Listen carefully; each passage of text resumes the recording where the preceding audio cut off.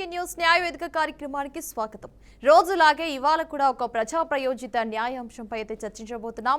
ఇవాల్టి అంశం ఏంటి అంటే పెళ్లికి ముందు, పెళ్లి అయిన తర్వాత అమ్మాయిలు ఎదుర్కొనే ఇబ్బందులు ఏంటి, వాటి నుంచి రక్షించేందుకు మనకు ఎలాంటి చట్టాలు ఉన్నాయి, ముఖ్యంగా అత్తింటి వేధింపుల నుంచి బయటపడడానికి మనకున్న చట్టాలు ఏంటి, అంటే అమ్మాయిలకున్న చట్టాలు ఏంటి, వీటిపై మాట్లాడేందుకు ఈరోజు మనతో పాటు స్టూడియోలో ఉన్నారు న్యాయవాది అమర్నాథ్ గారు, రాజా అమర్నాథ్ గారు అయితే ఉన్నారు. వారితో అడిగైతే అసలు అమ్మాయిలకున్న చట్టాలు ఏంటి, అత్తవారింట్లో వేధింపులు ఉంటే కనుక ఎలాంటి చర్యలు తీసుకోబడుతుందన్న దాని గురించి అయితే మాట్లాడి తెలుసుకుందాం. మరి ఏమాత్రం ఆలస్యం చేయకుండా సార్ని అయితే పరిచయం చేసుకుందాం. సార్ నమస్తే.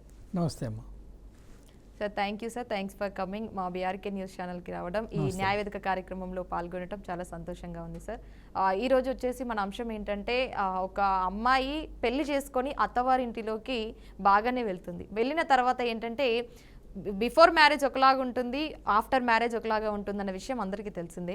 కాబట్టి అత్తవారి ఇంటి వేధింపులు అనేవి ఈ మధ్య కాలంలో అమ్మాయిలకు చాలా ఎక్కువైపోయినాయి. చాలామంది అమ్మాయిలు ఏంటంటే పెళ్ళిళ్ళ తర్వాత నెల రోజులు కూడా అవ్వకముందే సూసైడ్స్ చేసుకోవడం, అత్తింటి వేధింపులు అని చెప్పేసి, భర్త వేధింపులు అని చెప్పేసి, ఆడబిడ్డ వేధింపులు అని చెప్పేసి, ఇట్లా అనేక రకాలుగా అమ్మాయిలు ఇలా బలవుతూనే ఉన్నారు. కాబట్టి మరి ఇన్ని గవర్నమెంట్ రూల్స్, అంటే లా అండ్ ఆర్డర్ ప్రకారం ఇన్ని గవర్నమెంట్ రూల్స్ ఉన్నా కూడా, ఎంతమంది ఏం చేసినా కూడా అమ్మాయికి చివరికి వచ్చేసరికి అసలు ఒక చావు అనేది తప్పడం లేదు అంటే ఒక క్వశ్చన్ మార్క్ లాగా మిగిలిపోయింది. అంటే ఇంత జరుగుతున్నా కూడా అసలు మరి ఇంతమంది ఉన్నా కూడా అసలు అమ్మాయిలకు ఎందుకు ఇన్ని వేధింపులు జరుగుతుందంటారు? అసలు ఒకవేళ ఇలాంటి వేధింపులకు గురి అయితే కనుక వీరికి ఎలాంటి చట్టాలు వర్తిస్తాయి? ఇలా వేధించే వారిపై చట్టం ఎలాంటి చర్యలు తీసుకోబడుతుంది? చూడమ్మా, పెళ్ళికి ముందు, పెళ్ళికి తర్వాత అని అడిగారు. సో వివాహానికి జరగక ముందు అమ్మాయి పరిస్థితి ఏమిటి? ఈరోజు భారతదేశంలో ఉన్నటువంటి పరిస్థితి ఏమిటంటే మన పిల్లల్ని మనమే కాపాడుకోవాల్సిన పరిస్థితి ఏర్పడింది. ఎందుకంటే ఈరోజు మనం పేపర్లో చూస్తున్నాం, టీవీలో చూస్తున్నాం, అన్ని చోట్ల చూస్తున్నాం. ఎంత దారుణమైన పరిస్థితులు ఉన్నాయంటే 3 ఏళ్ల పసిపాప నుంచి 18 ఏళ్లలోపు ఉన్న అమ్మాయిల వరకు ఎన్నో చోట్ల ఎన్నో రకాలైన దారుణ మానభంగాలు జరగడం, లేకపోతే వారిని చంపేయడం దారుణంగా జరుగుతుంది. సో దీని నిమిత్తం సెంట్రల్ గవర్నమెంట్ 2012 ఫోక్సో యాక్ట్ అని ఒక యాక్ట్ని తేవడం జరిగింది. ఎందుకంటే వారు ఈ దుర్మార్గులనే మానవ మృగాలు ఉన్నాయి చూసారా, వాళ్ళు వివిధ రకాల అమ్మాయిల్ని, చిన్నపిల్లల్ని కూడా, చాలా చిన్నపిల్లల్ని కూడా ఎటువంటి అకృత్యాలు చేస్తున్నారంటే మనం చెప్పుకోలేని విధంగా ఉంది. సో అటువంటి యొక్క మానభంగాలు కానీ, చావులు కానీ, చంపడాలు కానీ, ఇలాంటి వాళ్ళని కట్టడి చేయడం కోసమే ఈ యొక్క ఫోక్సో యాక్ట్ అనేది ఉంది. ఈ ఫోక్సో యాక్ట్ ప్రకారం 18 సంవత్సరాలు నిండినటువంటి బాలికలకి ఈ యాక్ట్ వర్తిస్తుంది. సో ఆ విధంగా తీవ్రమైనటువంటి కఠినమైన శిక్షలు సెంట్రల్ గవర్నమెంట్ వారు ఏర్పరచడం జరిగింది. సో అవి ఉన్నబట్టి కొంతవరకు న్యాయం ప్రకారం నేరాలు కట్టడి జరగడం జరుగుతోంది. ఇది ఫోక్సో యాక్ట్ అమ్మ. సో వివాహం జరిగిన తర్వాత ఇంకా అత్తంటి వారి వేధింపులు అంటారా, పెళ్ళయి వెళ్ళిన తర్వాత ఎంతో కష్టపడి పెంచుకున్నటువంటి తల్లిదండ్రులని, ఎంతో ఆశలతో పంపించినటువంటి ఆడపిల్లల్ని మొదట బాగానే చూసుకుంటున్నారు. తర్వాత కొన్ని నెలలు గడిచిన తర్వాత వాళ్ళు ఇష్టం వచ్చినట్టు కట్నం నిమిత్తం వేధించడమో, లేదా అమ్మాయి బాగోలేదని వేధించడమో, లేదా అబ్బాయికి అక్రమ సంబంధాలు ఉండి అమ్మాయిని వేధించడమో, లేదా అబ్బాయి సరైన వాడు కాకపోవడం వల్ల వేధించడమో, ఇలా ఒక్కొక్క కేసులో ఒక్కొక్క రకంగా ఆడపిల్లలు నలిగిపోవడం జరుగుతుంది. సో వీటిని పరిరక్షించడం కోసం ఇండియన్ గవర్నమెంట్ వారు ఐపీసీ సెక్షన్ ఉంది, ఈ మధ్య భారతీయ న్యాయ సంహిత అని ఒక చట్టాన్ని చేశారు. సో ఆ ప్రకారం వారికి శిక్షలు పడడం జరుగుతుంది. అయితే మనం గతంలో చెప్పుకున్నట్టుగా ఫోక్సో యాక్ట్ ఉండడం వల్ల కొంతవరకు నేరాలు కంట్రోల్ అయ్యాయి తప్ప ఈరోజు కూడా అదే పరిస్థితి కంటిన్యూ అవుతుంది. తీవ్రమైన నేరాలు కొన్ని యొక్క కేసుల్లో 20 సంవత్సరాల వరకు జైలు శిక్ష పడే అవకాశం ఉన్నప్పుడు కూడా ఈ మానవ మృగాలని కొంతమంది ఉన్నారు చూసారా, వాళ్ళని కట్టడి చేయడం చాలా కష్టము. అదేవిధంగా మనం దిశ చూసాం, దిశ యాక్ట్ ఇంకా ఇంప్లిమెంట్ అవ్వలేదు, పార్లమెంట్లో పెండింగ్లో ఉంది. అదేవిధంగా నిర్భయ యాక్ట్ ఉంది. ఇన్ని యాక్ట్స్ ఉన్నప్పటికీ కూడా ఈ నేరాలు చేసే వాళ్ళకి ఎటువంటి భయం కానీ ఏమీ కానీ ఉండట్లేదు. సో పోలీసులు ఇంకా చట్టబద్ధతగా వ్యవహరించి ఇలాంటి వాళ్ళని కంట్రోల్ చేస్తే తప్ప సొసైటీ కంట్రోల్ అవ్వదు. అయితే తల్లిదండ్రులుగా పిల్లల యొక్క తల్లిదండ్రులు చేయాల్సిన బాధ్యత ఏంటి? పిల్లలు సక్రమంగా వెళ్తున్నారా, సక్రమంగా ఇంటికి వస్తున్నారా లేదా అన్నీ చూసుకోవాల్సిన బాధ్యత తల్లిదండ్రులు. వాళ్ళు ఏదో మేజర్ అయిన తర్వాత కాదు, మైనర్గా ఉన్నప్పటి నుంచి కూడా, అంటే 5 సంవత్సరాల పిల్లల నుంచి కూడా ఈరోజు మనం కాపాడుకోవాల్సిన పరిస్థితి సమాజంలో ఉంది. అలా కాపాడుకోలేకపోతే పిల్లలు ఏమవుతారో తెలియని పరిస్థితి చాలా దారుణమైన పరిస్థితిలో ఉంది. మన రాష్ట్రంలో కానీ, మన తెలుగు రాష్ట్రాల్లో కానీ, అదేవిధంగా ఇతర ఒరిస్సా, బీహార్ రాష్ట్రాలు తీసుకుంటే ఇంకా అధ్వానంగా ఉన్నాయి. ఈ మధ్య చాలా చూసాం మనం. ఎటువంటి చట్టాలు ఉన్నప్పటికీ కూడా ఇదే విధంగా కంటిన్యూ అవుతోంది. సో నిర్భయ యాక్టు అమల్లోకి వచ్చిన తర్వాత ఈ నేరాలు కంట్రోల్ అయ్యాయి. మ్యారేజ్ తర్వాత జరిగేది ఏంటంటే వరకట్నం కేసులు పెట్టచ్చు. భర్త మీద భార్య వరకట్నం కేసులు పెట్టచ్చు. అయితే అమ్మ, ఈ భర్త మీద భార్య పెట్టే కేసులు ఎక్కువైపోవడం వల్ల, ఈ కేసుల్లో సరైనటువంటి స్పష్టత లేకపోవడం వల్ల ఇంతకు ముందు అంటే 2016కు ముందు భర్తని, అత్తని, మామగారిని, అదేవిధంగా ఇతర అరెస్ట్ చేసేవారు. సో ఎప్పుడైతే సుప్రీంకోర్టు ఒక ఆర్డర్ ఇచ్చింది, ఏమని, ఎవరికైనా సరే 41A నోటీసు మాత్రమే ఇవ్వమని ఇచ్చింది, అప్పటి నుంచి కూడా ఈ కేసులు కొంచెం తగ్గుముఖ పడ్డాయి. ఎందుకు పట్టాయంటే ఎవరు కూడా భర్త మీద కేసు పెట్టినప్పటికీ కూడా వాడు అరెస్ట్ అవ్వడం లేదు, అదేవిధంగా అత్తమామలు కూడా అరెస్ట్ అవ్వడం లేదు. కాబట్టి ఈ కేసులు తగ్గుముఖం పట్టాయి. పోలీసు వారు కూడా ఏం చేస్తున్నారు, ఇంతకుముందు ఒక కేసు ఇస్తే ఆటోమేటిక్గా అరెస్ట్ చేసి కోర్టుకు పంపించేవారు. ఇప్పుడు ఏం చేయాలి, ఫ్యామిలీ కౌన్సిలింగ్ సెంటర్ ద్వారా వాళ్ళ యొక్క మీడియేషన్ చేస్తున్నారు. మీడియేషన్ చేసి భర్తని, భార్యని మ్యాక్సిమం కలపడానికి ట్రై చేస్తున్నారు. అది ఆ మీడియేషన్ ఫెయిల్ అయిన తర్వాత మాత్రమే వారు కేసులు పెడుతున్నారు. ఇదమ్మా విషయం. అంటే ఇప్పుడు ఇన్ని జరుగుతున్నా కూడా, అంటే ఇప్పటి వరకు మీరు అన్నట్లుగా వయసుతో సంబంధం లేకుండా ఆడపిల్లలపై అత్యాచారాలు జరగడం, చిన్న పిల్లలపై, మైనర్ బాలికలపై కూడా అత్యాచారాలు అనేవి చాలా ఎక్కువైపోయినాయి. మరి పెళ్ళైన వాళ్ళను కూడా వదిలిపెట్టకుండా, చిన్న పిల్లలను కూడా వదిలిపెట్టకుండా ఇలాంటి అత్యాచారాలు ఎక్కువైపోయినాయి. కాబట్టి అంటే సమాజంలో అమ్మాయిలకు రక్షణ లేకుండా పోయింది. అవునమ్మా. మరి అమ్మాయిలకు రక్షణ అంటే ఎక్కడుంది అని చెప్తారా? అసలు అమ్మాయిలకు రక్షణ ఎక్కడ? అమ్మాయిలకు రక్షణ ఎవరు ఇవ్వాలి? ఫస్ట్ తల్లిదండ్రులు ఇవ్వాలి, ఆ తర్వాత సొసైటీ ఇవ్వాలి. సొసైటీ ఇచ్చే పరిస్థితి లేదు. తల్లిదండ్రులు తమ పిల్లల్ని జాగ్రత్తగా కాపాడుకుంటూ, కంటికి రెప్పలా కాపాడుకుంటూ మాత్రమే ఈరోజు రక్షణ ఉంది. తర్వాత చట్ట ప్రకారం ఎవరైనా సరే 12 సంవత్సరాలలోపు బాలికల మీద ఎవరైనా లైంగికంగా వేధించినట్లయితే, అంటే టీచర్స్ కానీ, లేదా పోలీసు వారు కానీ, లేదా ఇతరతర చుట్టుపక్కల వారు కానీ, లేదా ఇతరతర బంధువులు కానీ వేధించి వారికి ఏమైనా ఇబ్బంది పడితే 20 సంవత్సరాల వరకు జైలు శిక్ష పడే అవకాశం ఉంది. అది చాలా తీవ్రమైన నేరం. అదేవిధంగా 12 సంవత్సరాల నుంచి 18 సంవత్సరాల లోపు బాలికలను ఎవరైనా ఇబ్బంది పెడితే 10 సంవత్సరాల వరకు జైలు శిక్ష పడే అవకాశం ఉంది. అంటే రాజా గారు ఒక్క నిమిషం, ఇదే అంశంపై అయితే మనతో మాట్లాడడానికి అయితే ఒక కాలర్ అయితే రాములు జడ్చర్ల నుంచి అయితే కాల్ సిద్ధంగా ఉన్నారు సార్. మనం కాల్ అయితే తీసుకుందాం. రాములు గారు నమస్కారం అండి. రాములు గారు, రాములు గారు, రైట్, కాల్ అయితే కట్ అయిపోయింది సార్. చెప్పండి, అసలు ఇప్పుడు అమ్మాయిలకు రక్షణ ఎక్కడుందంటారు? ఒకవేళ అమ్మాయిలపై ఇంత అత్యాచారానికి పాల్పడుతున్న వారిపై ఎలాంటి చర్యలు తీసుకోబడుతుంది? అదేనమ్మా, గతంలో చెప్పినట్టుగా ఫోక్సో యాక్ట్ వచ్చిన తర్వాత నేరాలు తగ్గుముఖం పట్టాయి. ఎందువల్ల నేరాలు తగ్గుముఖం పట్టాయి అంటే తీవ్రమైన శిక్షలు అమలు జరుగుతున్నాయి కాబట్టి. అయితే దీంట్లో సమర్థవంతంగా పనిచేయాల్సింది ఎవరు? సాక్షులు, పోలీసులు వారు పనిచేయాలి. పోలీసు వారు పనిచేసినంత మాత్రాన ఈ యొక్క చట్టం మాత్రమే అమలు జరుగుతుంది. సో పోలీసు వారు ఎటువంటి రాజకీయ ఒత్తిడికి లొంగకుండా పనిచేస్తున్నారు కాబట్టి కొంతవరకు కంట్రోల్ అవుతుంది. ఇంతకుముందు మన ఆయేషా మీరా కేసు తీసుకున్నాం. ఆయేషా మీరా కేసు 20 సంవత్సరాల నుంచి నడుస్తుంది. రాజకీయంగా అనేక విధాలుగా మలుపులు తిరిగి ఆఖరికి ఎటువంటి శిక్ష లేకుండా పోయింది. ఎవరు నేరం చేశారు, ఎవరు నేరం చేయలేదన్న విషయం వాటికి కూడా తెలియలేదు. సో ఈ మధ్య కూడా సుప్రీంకోర్టు 20 సంవత్సరాలు గడిచిపోయిన తర్వాత, అదేవిధంగా సినిమా యాక్టర్ ప్రత్యూష కేసు కూడా 25 సంవత్సరాల తర్వాత శిక్ష పడడం జరిగింది.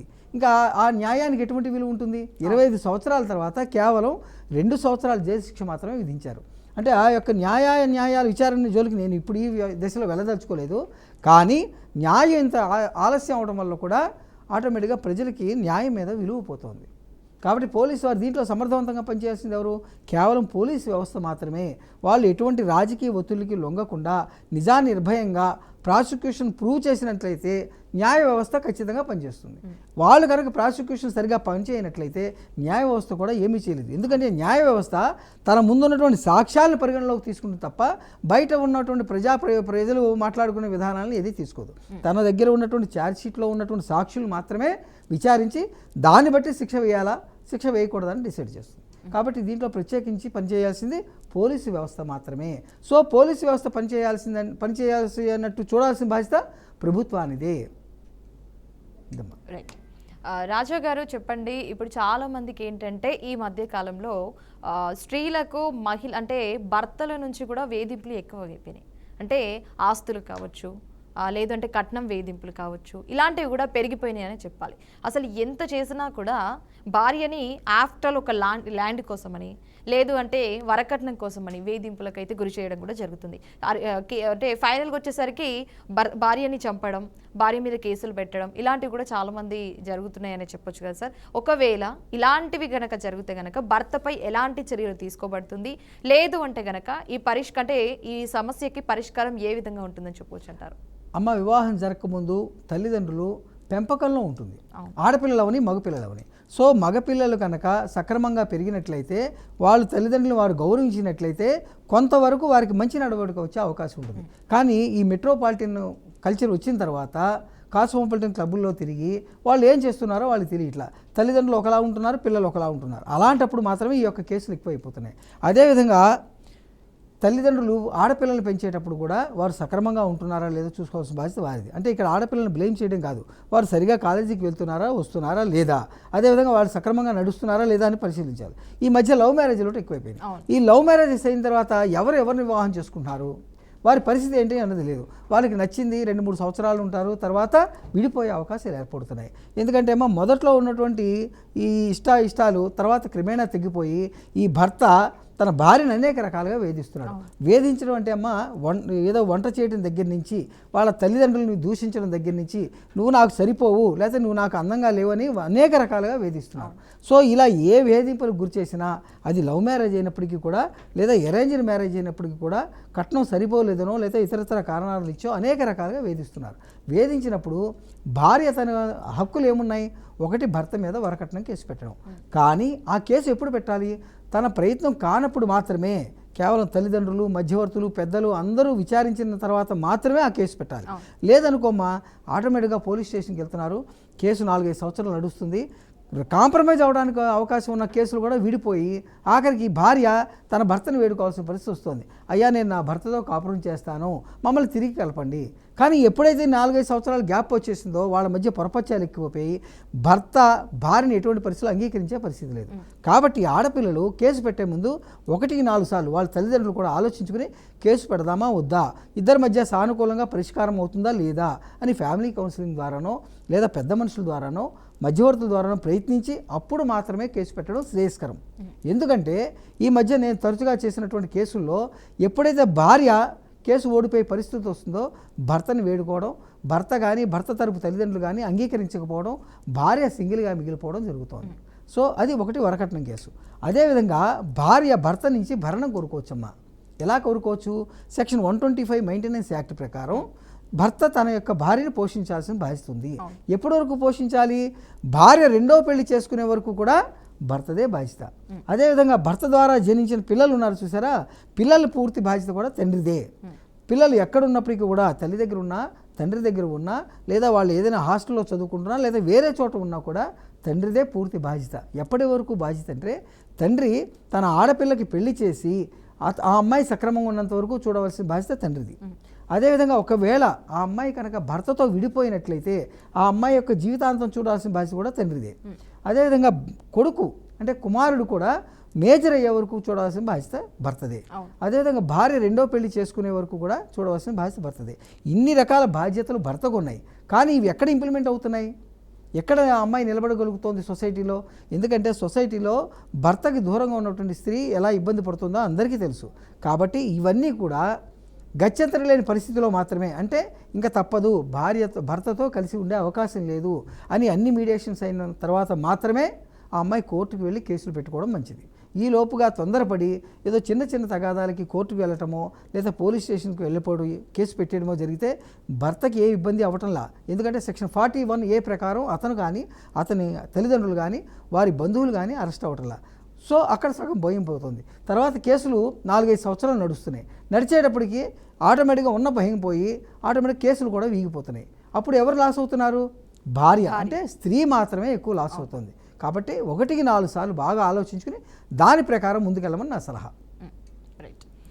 రాజగారు చెప్పండి, ఒకవేళ అంటే మనం సాధారణంగా చూసుకుంటే కనుక స్త్రీ భర్త నుండి డివోర్స్ తీసుకుని అంటే విడిపోయిన తర్వాత కంప్లీట్గా నేను వద్దు అని చెప్పేసి విడిపోయిన తర్వాత ఇతర అవసరాల కోసం కావచ్చు, లేదంటే కనుక జీవన అభివృద్ధి కోసం కావచ్చు, కోర్టు వారి నుంచి ఎలాంటి రక్షణ కల్పిస్తుంది? భర్త తన భర్త మీద భార్య సెక్షన్ 125 ప్రకారం ఇందాక చెప్పుకున్నా మెయింటెనెన్స్ కేసు ఫైల్ చేసుకోవచ్చు. అదేవిధంగా అమ్మ భర్త మీద భార్య ఏ కేసు ఫైల్ చేయొచ్చు అంటే డొమెస్టిక్ వైలెన్స్ గృహహింస నిరోధక చట్ట ప్రకారం ఆ అమ్మాయి కేసు ఫైల్ చేయొచ్చు. దీంట్లో ఆ అమ్మాయిని పోషించవలసిన బాధ్యత, ఆ అమ్మాయికి షెల్టర్ అంటే ఇల్లు కల్పించవలసిన బాధ్యత, అదేవిధంగా ఆ అమ్మాయికి కావాల్సిన దుస్తులు కూడా ఇవ్వవలసిన బాధ్యత, ఆ అమ్మాయికి కావాల్సినటువంటి మెడికల్ గ్రౌండ్, ఇలా సామాజికంగా అన్ని రకాల బాధ్యతలు చూడవలసిన బాధ్యత భర్తదే. సో దాని నిమిత్తం భర్త నుంచి అన్ని రకాల పరిహారాలు పొందే బాధ్యత డివిసి యాక్ట్ ప్రకారం అమ్మాయికి వస్తుంది. సో దాని ప్రకారం అన్ని రకాల పరిహారాలు పొందొచ్చు. దాంట్లో ఎటువంటి ఇబ్బంది ఆడపిల్లకి లేదు. కానీ చట్టం ఏం సూచించింది, కేవలం 2 నెలల్లో మాత్రమే ఈ కేసు పరిష్కారం చెప్పింది. కానీ 2 నెలలు కాదు కదా, 2 సంవత్సరాలైనా కూడా ఈ కేసులు ఇంకా పెండింగ్లోనే ఉంటున్నాయి. ఎందుకు? న్యాయమూర్తుల కొరత, కేసులు తొందరగా నడకపోవడం వల్ల స్త్రీకి తక్షణమే దీని మీద ఎటువంటి పరిహారం రావట్లా. అందువల్ల కొంత డిలే అవుతోంది తప్ప ఖచ్చితంగా మటుకు పరిహారం అయితే వస్తుంది. రాజా గారు, ఒక ఇంపార్టెంట్ క్వశ్చన్ అయితే అడుగుతానండి. ఇప్పుడు అంటే ఈ మధ్య కాలంలో చాలా మందికి ఉన్న డౌట్ ఏంటి అని అంటే ఒక వైఫ్ అండ్ హస్బెండ్ డివోర్స్ తీసుకున్న తర్వాత, అంటే లా అండ్ కోర్ట్ ఆర్డర్ ప్రకారం అందరి సమక్షంలో మేము డివోర్స్ తీసుకుంటున్నాము, మాకు ఇంకా వద్దు అని చెప్పేసి మా ఇష్టపూర్వకంగానే డివోర్స్ తీసుకుంటున్నాము అని చెప్పి ఆ నోటీస్ దాంట్లో రాయడం కూడా జరుగుతుంది. దాంట్లో సిగ్నేచర్స్ కూడా పెడతారు, ఇద్దరు యాక్సెప్టెన్సీ కూడా ఉంటుంది. సో అంత తీసుకున్న తర్వాత మళ్ళీ గత కొంతకాలం తర్వాత, కొన్ని సంవత్సరాలు కావచ్చు, లేదంటే కనుక కొంచెం కాస్త టైం తీసుకొని వారిద్దరు యాక్సెప్టెన్సీ ఒక దగ్గరికి వచ్చిన తర్వాత, లేదు మేము మళ్ళీ కలవాలి అనుకుంటున్నాము అంటే కనుక కోర్టు వారు ఏం చెప్పడం జరుగుతుంది, వాళ్ళకి ఎలాంటి సూచనలు ఇవ్వడం జరుగుతుంది? అమ్మ చాలామంది మీరు అన్నట్లుగా ఇద్దరు భార్యాభర్తలు అంగీకరించి ఒక పత్రం రాసుకున్నంత మాత్రాన ఒక 100 మంది పెద్ద మనుషులు కూర్చుని, లేక కొంతమంది లాయర్లు కూర్చునో, కొంతమంది పోలీసు వారు కూర్చునో డైవోర్స్ ఇస్తే చెల్లదు. కేవలం చట్ట ప్రకారం మాత్రమే, హిందూ మ్యారేజ్ ఓపీ యాక్ట్ ప్రకారం మాత్రమే వాళ్ళు డైవోర్స్ తీసుకోవాలి. ఏమా షరియత్ ప్రకారం అయితే, ముస్లిం లా ప్రకారం అయితే మీరు చెప్పినట్టుగా చెల్లుతుంది. కానీ హిందూ లాలో అలా చెల్లదు. అదేవిధంగా క్రిస్టియన్ లా కూడా కోర్టు ద్వారా మాత్రమే డైవోర్స్ తీసుకోవాలి. అదేవిధంగా ఒకవేళ కోర్టు నుంచి నిజంగా డిగ్రీ పొందిన తర్వాత మాత్రమే మీరు అన్నట్టుగా కలవడానికి అవకాశం ఉన్నట్లయితే మళ్ళీ వాళ్ళు ఒక జంట ఏర్పడి కోర్టులో మళ్ళీ పిటిషన్ ఫైల్ చేసి డైవోర్స్ రద్దు చేసే అధికారం ఉంటుంది. కానీ మీరు చెప్పినట్లుగా డైవోర్స్ అయిపోయిన తర్వాత తిరిగి కలిసే జంటలు 100కో 1 అరవ ఉండొచ్చు తప్ప మళ్ళీ తిరిగి కలవడానికి ఎక్కడ అవకాశం ఉండదు. మ్యూచువల్ కన్సెంట్ ద్వారా వాళ్ళు విడాకులు తీసుకోవచ్చు. లేదా డిజర్షన్ అంటే ఒక భార్యకి భర్తకి 2 సంవత్సరాలు గ్యాప్ వస్తే, అయ్యా నా భర్తకి ఇలా భార్యకి గ్యాప్ వచ్చింది కాబట్టి కోర్టుకు వెళ్ళి డైవోర్స్ ఫైల్ చేసుకునే రైట్ ఉంటుంది. లేదా క్రూయల్టీ అంటే భర్త కానీ భార్య కానీ చేసినటువంటి దారుణమైన హింస వల్ల కూడా భర్త నుంచి భార్య, భార్య నుంచి భర్త కూడా విడాకులు తీసుకునే రైట్ ఉంటుంది. ఈ రకంగా అనేక కారణాల రీత్యా ఎవరైనా కూడా భర్తకి ఎగనెస్ట్గా భార్య కానీ, భార్యకి ఎగనెస్ట్గా భర్త కానీ డైవోర్స్ తీసుకునే రైట్ ఉంది. కోర్టు ఇరుపక్షాలని పిలిచి వారిద్దరిని కలవడానికి అవకాశం ఉన్నట్లయితే కన్సిడరేషన్ అంటారు, ఇద్దరిని విచారించి విడాకులు ఇవ్వడానికి అవకాశం ఉంటుంది. లేదా కలపడానికి అవకాశం ఉంటుంది. ఇంకా కలవని పక్షంలో కోర్టు ఏదో ఒక నిర్ణయం తీసుకుని విడాకులు ఇవ్వడమా, విడాకులు మంజూరు చేయకుండా మళ్ళీ కంటిన్యూ చేయడం అనేది కోర్టు యొక్క ఇష్టాయిష్టాలు బట్టి ఉంటుందమ్మా. రైట్. ఇప్పుడు డివోర్స్ టాపిక్ వచ్చింది కాబట్టి డివోర్స్ గురించి మాట్లాడుకుందాం. రాజా గారు, ఇప్పుడు డివోర్స్ తీసుకుంటామని చెప్పేసి ఒక భార్య భర్త కోర్టును ఆశ్రయించినప్పుడు కోర్టు వారికి ఎలాంటి సూచనలు ఇవ్వడం జరుగుతుంది? అదేవిధంగా ఈ డివోర్స్కి సంబంధించి అంటే వారి యొక్క కాల పరిమితి కావచ్చు, దానికి సంబంధించిన సబ్జెక్ట్ కావచ్చు, ఎంత కాల పరిమితి తీసుకోవడం జరుగుతుంది? అంటే మా డైవోర్స్ తీసుకోవాలని కోర్టుకు వెళ్ళిన తర్వాత అది భర్త అయినా భార్య అయినా పిటిషనర్ రెస్పాండెంటే వారి యొక్క స్టేట్మెంట్ ఫైల్ చేసిన తర్వాత కోర్టు ఇద్దరిని పిలిచి అడుగుతుంది, ఎందుకు విడిపోతున్నారు? అది భర్త అవ్వచ్చు, భార్య అవ్వచ్చు. వాళ్ళిద్దరిని అడిగి అది సరైన కారణం ఉంటే మాత్రమే కన్సిడరేషన్లో తీసుకుంటుంది. కలపడానికి ట్రై చేసి కలపడం అవకాశం లేనప్పుడు ఒక విచారణ జరుగుతుందమ్మా. విచారణ జరిగిన తర్వాత ఆటోమేటిక్గా డైవోర్స్ గ్రాంట్ చేయడం కానీ, చేయకపోవడం కానీ అక్కడ ఉన్నటువంటి కేసు పరిస్థితిని బట్టి, అక్కడ ఉన్నటువంటి పూర్వాపరాలను బట్టి నడుస్తుంది. కానీ దీనికి పర్టికులర్గా 6 నెలల్లో విడాకులు మంజూరు చేయమని ఉంది. కానీ ఎక్కడా అలా జరగటం లేదు. ఇది కూడా టైం డ్రాగన్ అవుతుంది. కేవలం కేసుల ఒత్తిడి వల్ల, కేసులు ఎక్కువ పెరిగిపోవడం వల్ల ఆటోమేటిక్గా కొంతకాలం అయితే పడుతుందమ్మా. అంటే స్టేట్మెంట్స్ విషయం పక్కన పెడితే గనక ఎలాంటి డాక్యుమెంట్స్ యాక్సెప్ట్ చేస్తుంది మరి? అంటే ఇందులో డాక్యుమెంట్స్తో పని లేదమ్మా. భర్తకి భార్యకి వివాహం జరిగిందా లేదా, ఆ వివాహానికి చట్టబద్ధత ఉందా లేదా. సపోజ్ 16 ఏళ్ళ అమ్మాయి 21 ఏళ్ళ అబ్బాయిని వివాహం చేసుకుంది అంటే చెల్లదు. ఎప్పుడు చెల్లదు? ఆ అమ్మాయి 17 సంవత్సరంలో విడాకులు కనుక అప్లై చేసుకుంటే చెల్లదు. కానీ కొంతకాలం కాపురం చేసిన తర్వాత ఎప్పుడో 16 సంవత్సరంలో చేసుకున్నావు కాబట్టి చెల్లదనే రైట్ కూడా కోర్టుకి లేదు. ఎందుకు? ఆల్రెడీ మ్యారేజ్ కన్జ్యూమేట్ అయింది. అంటే ఇద్దరు ఫిజికల్గా శారీరకంగా ఒకటయ్యారు కాబట్టి వారు కొంతకాలం సంసారం చేశారు కాబట్టి అది వివాహం కింద ఆటోమేటిక్గా లెక్క వస్తుంది, చట్టబద్ధత అనేది వస్తుందమ్మా, దానికి ఇబ్బంది లేదు. ఈ మధ్య చాలా కేసులు చూస్తున్నాము. ఎలాగంటే భర్తకి శారీరక సంబంధం ఉన్నా లేకపోయినా కూడా కేవలం తాళి కట్టాడనే ఒకే ఒక కారణంతో భార్యకి విడాకులు ఇవ్వకుండా భార్య విడాకులు అప్లై చేసినప్పటికి కూడా కోర్టు వారు తాత్సారం చేయడం కేసులు కూడా నేను చూస్తున్నాను.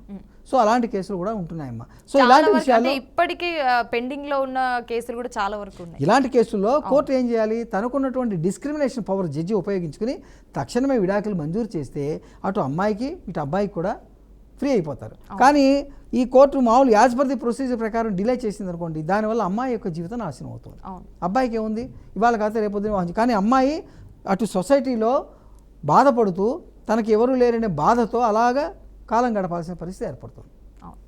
ఇప్పుడు నార్మల్గా మీరు అన్నట్లుగానే లా అండ్ కోర్ట్ ఆర్డర్ ప్రకారం అందరి సమక్షంలోనే, అంటే ఇప్పుడు కోర్టులో అంటే మనం ఆల్రెడీ స్టేట్మెంట్స్ ఇచ్చి అగ్రిమెంట్ తీసుకొని మేము విడిపోతున్నాము అని చెప్పి డివోర్స్ తీసుకోవడం జరుగుతుంది అన్నారు. ఇప్పుడు రెస్పాన్సిబిలిటీ విషయానికి వస్తే గనక, ఇప్పుడు అంటే డివోర్స్ తీసుకుంటున్నామని చెప్పి కోర్టులోనే ఇదంతా జరిగిన తర్వాత అప్పుడే అంటే కోర్టు వారి సమక్షంలోనే అంటే రెస్పాన్సిబిలిటీ, పిల్లల రెస్పాన్సిబిలిటీ వీరిది అని చెప్పడం ఏమైనా జరుగుతుందో, అలాంటి సందర్భాలు ఏమైనా ఉన్నాయంటారా? అమ్మా, ఎప్పుడు కూడా పిల్లల సంరక్షణ బాధ్యత తల్లిది.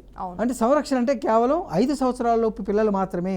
ఆ తర్వాత వాళ్ళు కొంచెం పెద్దవారు అయిన తర్వాత బాధ్యత అంతా కూడా తండ్రిదే. కంపల్సరీ తండ్రి ఎక్కడ ఉన్నప్పటికీ కూడా తండ్రే, ఆడపిల్ల కానీ మగపిల్లవాడిని కూడా తండ్రే సంరక్షించుకోవాల్సిన బాధ్యత. సంరక్షించుకోవడం మీన్స్ వాళ్ళకి కావాల్సిన యావత్తు సదుపాయాలు కూడా తండ్రే కల్పించాలి. తల్లి కేవలం సంరక్షకురాలు మాత్రమే దీంట్లో. రైట్. ఇప్పుడు నార్మల్గా ఇప్పుడు ఒకవేళ లవ్ మ్యారేజ్ చేసుకున్న వాళ్ళకి కూడా చాలామంది ఏంటంటే లేదు మేము విడిపోతాము అని చెప్పేసి విడిపోవడం కూడా జరుగుతుంది, డివోర్స్ వరకు వెళ్ళడం కూడా జరుగుతుంది. అంటే నార్మల్ పెద్దల సమక్షంలో చేసుకున్న పెళ్ళిళ్ళు కాకుండా లవ్ మ్యారేజ్ చేసుకున్న వాళ్ళకి లేదు మేము విడిపోవాలి అని అనుకుంటున్నాము, మాకు ఇప్పుడు విడాకులు కావాలి అని చెప్పి వచ్చిన వారికి మీరేం చెప్తారు? అమ్మ, ఇక్కడ లవ్ మ్యారేజా, అరేంజ్డ్ మ్యారేజా, గాంధర్వ వివాహమా, రాక్షస వివాహమా, అనేక వివాహాలు ఉన్నాయి. ఏదైనా అదేవిధంగా క్యాస్ట్ కష్టం అంటే కొన్ని క్యాస్ట్లో కేవలం నలుగురు మధ్యలో దండలు మార్చుకుంటే కూడా అయిపోతుంది. కానీ హిందూ వివాహ చట్ట ప్రకారం సప్తపదేని ఉండాలి. అదేవిధంగా ముస్లిం వివాహం ప్రకారం షరియత్ ఉండాలి, షరియత్ చట్ట ప్రకారం మాత్రమే చెల్లుతుంది. క్రైస్తవ వివాహం ప్రకారం చర్చిలో మాత్రమే, అదేవిధంగా చర్చి ఫాస్ట్ సమక్షంలో మాత్రమే జరగాలి. సో ఏ వివాహం అయినప్పటికీ కూడా, అది లవ్ మ్యారేజ్ అయినప్పటికీ కూడా, లవ్ మ్యారేజ్ చేసుకుంటారు, అక్కడ బంధువులు ఉండరు. అంటే అక్కడ ఒక క్వశ్చన్ రేజ్ అవుతుంది కదా, ఏంటి అని అంటే మీరు ఇద్దరు ఆల్రెడీ ఇద్దరు యాక్సెప్టెన్సీతోనే ఇద్దరు లవ్ మ్యారేజ్ చేసుకొని కూడా మళ్ళీ ఇక్కడ దాకా ఎందుకు వచ్చారు, అంటే ఇక్కడ ఈ నిర్ణయం తీసుకోవడానికి గల కారణాలు ఏమిటని ఒక పాయింట్ కూడా రేజ్ అవుతుంది కదా. అమ్మ, చట్టంలో అలాంటిది ఏమి ఉండదమ్మా. వాళ్ళు వివాహం ఏది చేసుకున్నప్పటికీ కూడా, అది లవ్ మ్యారేజ్ అవ్వచ్చు, అరేంజ్ మ్యారేజ్ ఏదైనా అవ్వచ్చు. సో ఒక మ్యారేజ్ జరిగిన తర్వాత దానికి కేవలం కోర్టు మాత్రమే విడాకులు ఇవ్వాలి తప్ప, ఏ పరిస్థితుల్లో వివాహం చేసుకున్నారు, ఏ పరిస్థితుల్లో వివాహం చేసుకుంది రానే రాదు. వివాహం జరిగింది, కొంతకాలం కాపురం చేశారు. లవ్ మ్యారేజ్ జరిగింది, కొంతకాలం కాపురం చేశారు. లేదా అరేంజ్డ్ మ్యారేజ్ జరిగింది, కొంతకాలం కాపురం చేశారు. లేదా ఏదో గాంధర్వ వివాహం ప్రకారం ఉంగరాలు మార్చుకున్నారు, కొంతకాలం కాపురం. సో ఏ రకంగా వివాహం జరిగినా, చట్టబద్ధ వివాహం జరిగినట్లయితే ఖచ్చితంగా వాళ్ళు మేజర్లు అయినట్లయితే మాత్రం ఖచ్చితంగా విడాకులు కోర్టే ఇవ్వాల్సిందే. కోర్టు ద్వారా మాత్రమే. కోర్టు పలానా విధంగా వివాహం జరిగింది కాబట్టి త్వరగా విడాకులు ఇస్తారు, పలానా వివాహం జరగలేదు కాబట్టి అని ఎక్కడ ఉండదమ్మా. అందరికీ ఒకటే న్యాయం, అందరికీ ఒకటే చట్టం. థ్యాంక్ యూ రాజా అమర్నాథ్ గారు. నిజంగా ఈరోజైతే ఇవాల్టి న్యాయవేదిక కార్యక్రమంలో భార్య భర్తలకు సంబంధించి విడాకుల విషయంలో అసలు ఎలాంటి తగాదాలు వస్తాయి, డివోర్స్ని ఎలా అగ్రిమెంట్ చేయడం జరుగుతుంది, అసలు అంటే ఇలాంటి సమస్యలు ఉన్న వారికి ఎలా మీరు జడ్జ్ చేస్తారు, దెన్ ఇప్పుడున్న కాలంలో మహిళలకు పెరుగుతున్న సమస్యలు కావచ్చు, అత్తింటి వేధింపులు, భర్త నుంచి వచ్చే వేధింపులకు సంబంధించి చాలా ఇంపార్టెంట్ టాపిక్ గురించి అయితే ఈరోజు మాట్లాడడం జరిగింది sir. Thank you sir. Thank you so much. నమస్తే. చూసారు కదండి, ఇవాల్టి న్యాయవేదిక కార్యక్రమంలో చాలా ఇంపార్టెంట్ టాపిక్ గురించి అయితే మాట్లాడడం జరిగింది. రేపు సాయంత్రం 5:30 ప్రజా ప్రయోజిత అంశంపై అయితే మళ్ళీ కలుద్దాం. అప్పటి వరకు చూస్తూనే ఉండండి BRK న్యూస్, తెలుగు సత్తా. నమస్తే.